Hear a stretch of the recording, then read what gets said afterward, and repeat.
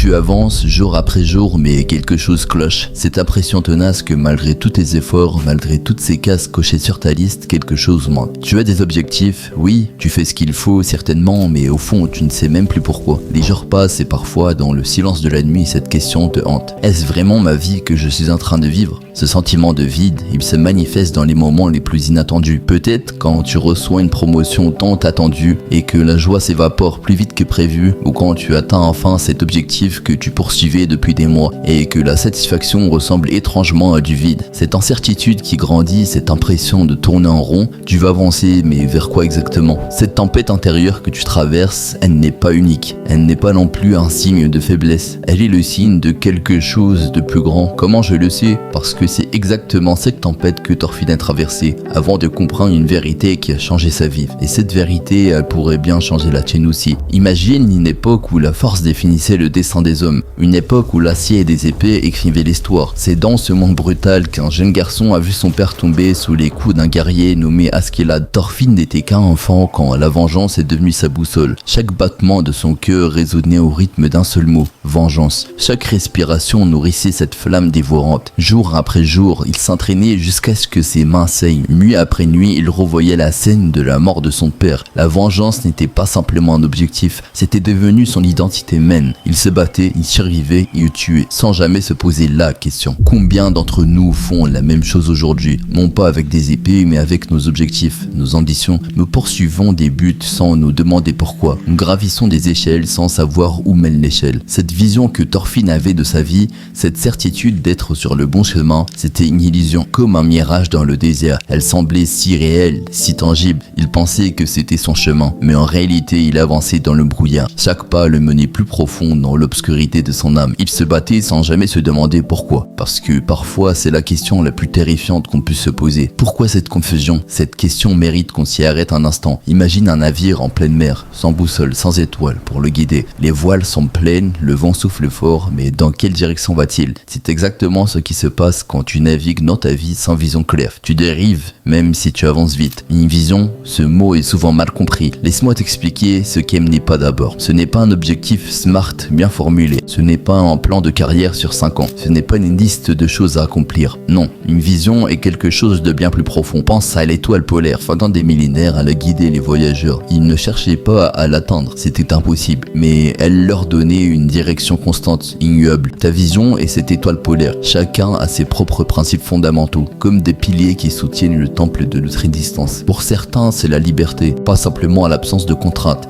mais la capacité profonde de créer, d'explorer, de devenir. Ces âmes résonnent avec les horizons infinis. Pour d'autres, c'est l'amour, non pas l'amour romantique des films, mais cette force primordiale qui nous pousse à nous collecter, à comprendre, à élever ceux qui nous entourent. Une vision peut se déployer sur différentes échelles de temps, comme les cercles créés par une pierre jetée dans un lac. Le premier cercle peut être proche, cette année, ce mois, cette semaine, mais il s'inscrit dans un motif plus large, plus profond. L'essentiel n'est pas la distance de l'horizon que tu te fixes, mais l'alignement de chaque pas avec tes principes plus profonds. Il y a des moments qui changent le cours d'une vie, des instants où le temps semble se figer, où le monde entier retient son souffle. Pour Thorfinn, ce moment arrive comme un coup de tonnerre dans un ciel déjà orageux. Askeladd meurt, pas sous sa lame, pas dans le duel tant attendu, pas dans l'accomplissement de cette vengeance qui avait consumé sa vie. Imagine, des années de préparation, des milliers d'heures d'entraînement. Chaque cicatrice sur ton corps raconte l'histoire de ta quête. Et soudain, tout s'évapore comme de la fumée entre tes doigts. Le néant total s'installe. Ce n'est pas simplement la perte d'un objectif, c'est l'effondrement d'une identité tout entière. Qui es-tu quand le but qui te définissait disparaît? C'est dans le vide assourdissant que Thorfinn fait face à la plus brutale des vérités. Il a passé sa vie à suivre une illusion. Son objectif était un mur. Et derrière ce mur, le néant. Chaque combat, chaque victoire, chaque pas vers sa vengeance, tout ça, pourquoi? Et nous, combien d'entre nous poursuivent des mirages? Cette reconnaissance sociale qui devait combler le vide, cette maison plus grande qui devait apporter le bonheur, ce compte en banque plus fourni qui devait apporter la paix. Nous sommes tant à nous battre pour des objectifs qui, une fois atteints, ne nous apportent qu'un bref moment de satisfaction, avant que le vide ne revienne plus profond encore. Pourquoi? Parce qu'il n'était pas aligné avec une vision plus grande, un idéal véritable. Mais voici le secret que peu comprennent. L'effondrement n'est pas une fin, c'est un début. C'est dans les ruines de nos illusions que peuvent germer les graines d'une vision authentique. Dans les profondeurs de la cellule d'esclave, Thorfinn fait face à un silence. Pour la première fois de sa vie, il n'y a plus de bruit, plus de cris de guerre, plus de clash des étés,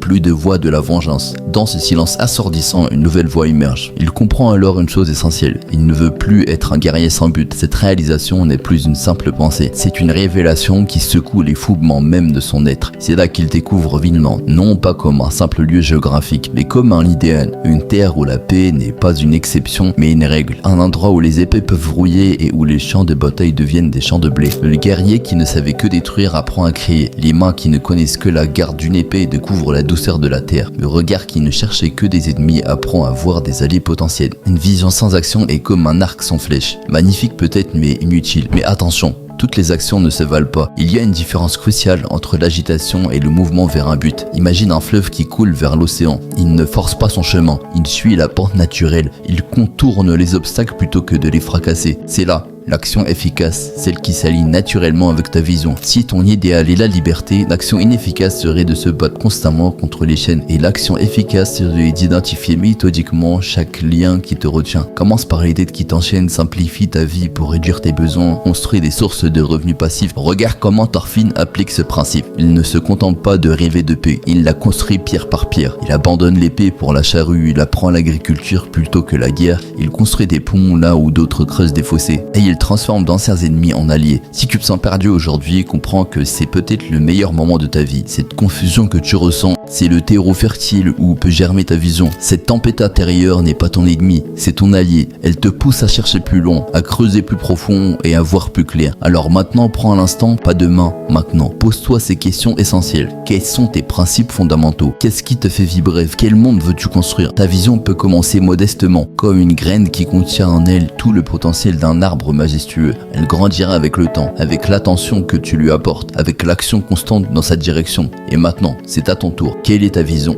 Quel est ton Vinland? Quel est ce monde que toi seul peux contribuer à créer? Partage ta réponse en commentaire, non pas pour moi, mais pour toi. Car mettre les mots sur ta vision, c'est déjà commencer à lui donner vie.